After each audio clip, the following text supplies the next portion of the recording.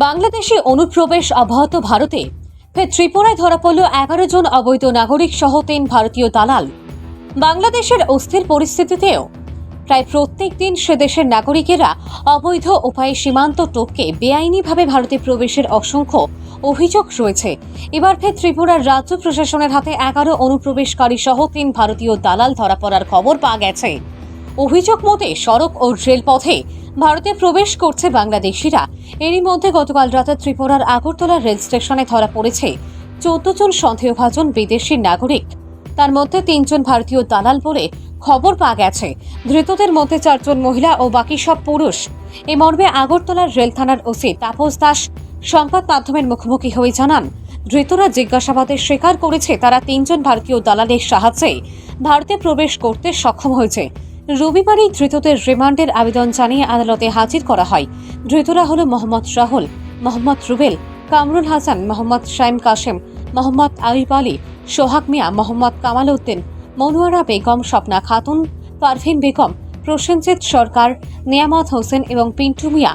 ধৃতরা পুলিশি জেরায় ভারতে কাজের উদ্দেশ্যে প্রবেশ করেছে বলে অকপটে স্বীকার করে।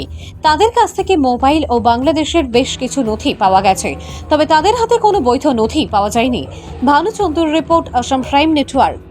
এই বিকালবেলা মোট 14 জনকে আটক করা হয়েছে আমাদের আগরতলা রেল স্টেশন থেকে। আমরা জিআরপি থানা এবং আরপিএফ থানা মিলে।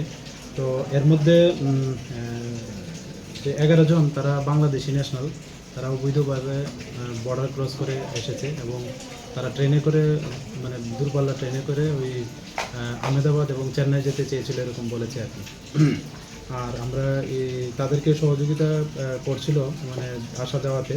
এরকম আমরা 3 জন আমাদের যে ইন্ডিয়ান টাউন ওনাদেরকেও অ্যারেস্ট করা হয়েছে, মোট 14 জন। তাদেরকে আজকে আদালতে পাঠানো এবং তাদেরকে রিমান্ডের আবেদন জানানো হবে। হ্যাঁ, আজকে তাদের মহামান্য আদালতে প্রেরণ করা মানে হচ্ছে এবং পুলিশ রিমান্ডও চাওয়া হবে। তাদের কাছে কি কিছু সন্দেহজনক কিছু পাওয়া গেছে? সন্দেহজনক এমনিতে তো প্রত্যেকের কাছে স্মার্ট মোবাইল ফোন আছে তো, এবং কিছু ইন্ডিয়ান কারেন্সি এবং বাংলাদেশি কারেন্সি এবং কিছু বাংলা ডকুমেন্টও পাওয়া গেছে। তো আমরা এগুলি দেখছি, খতিয়ে দেখছি কি আছে। বাংলাদেশের কোথা থেকে এসেছিল? তারা তো বেশিরভাগই আমরা খাগড়াছড়ি জেলার আর এবং নড়াইল জেলারও আছে বাংলাদেশের।